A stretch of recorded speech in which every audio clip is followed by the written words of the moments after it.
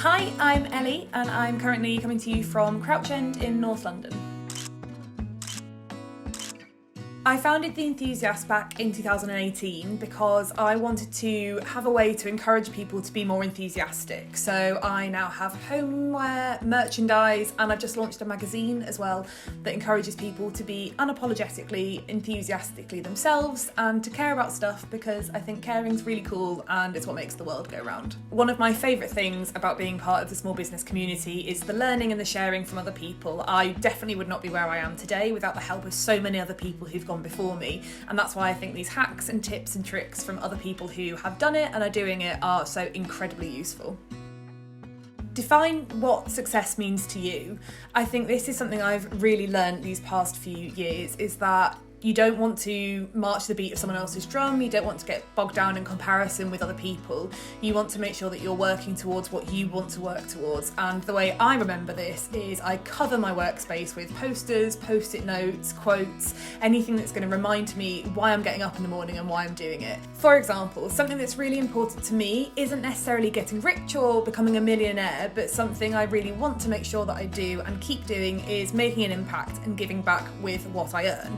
So instead of having a kind of reminders to make loads of money, I've got a poster that says, let's get rich and pay our taxes. My second hack I was initially really nervous about doing in my business, because when I launched it I thought that everyone was going to hate it, but actually the reception's been really, really positive, and that is reusing the packaging that I get for the orders that I post out. So ideally all your packaging will be recyclable anyway, but actually my packaging mostly is recycled. So when I get stuff delivered to me through the post, I then save that packaging and repackage it to then post out again. Obviously I get rid of my address. I have an option for people to request it to not be done like that if you are sending it as a gift or something, but it's a really good way to cut down on waste and to be sustainable without having to spend loads of money.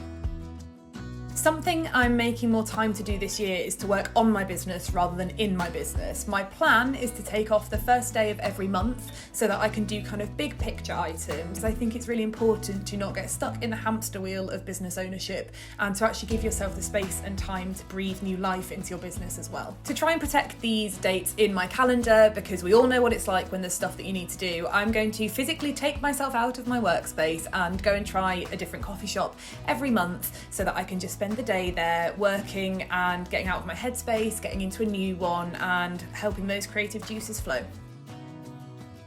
One thing I would always recommend to small business owners is to get help in whatever you need, whenever you need it. Outsourcing and delegation are really great if that works for your business model, but something I've done is paid for one-to-one intensives with specialists and experts in their area so that I can then implement their strategy and their teachings into my own business.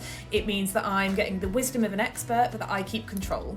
I hope you found these small business hacks useful, and I wish you all the best in implementing them, and also just in small business. It's really tough sometimes, but it's really worth it, and I can't wait to see what you get up to. For more exclusive hacks, support and advice, as well as competitions and inspiration from Royal Mail, keep following @Royal Mail Business.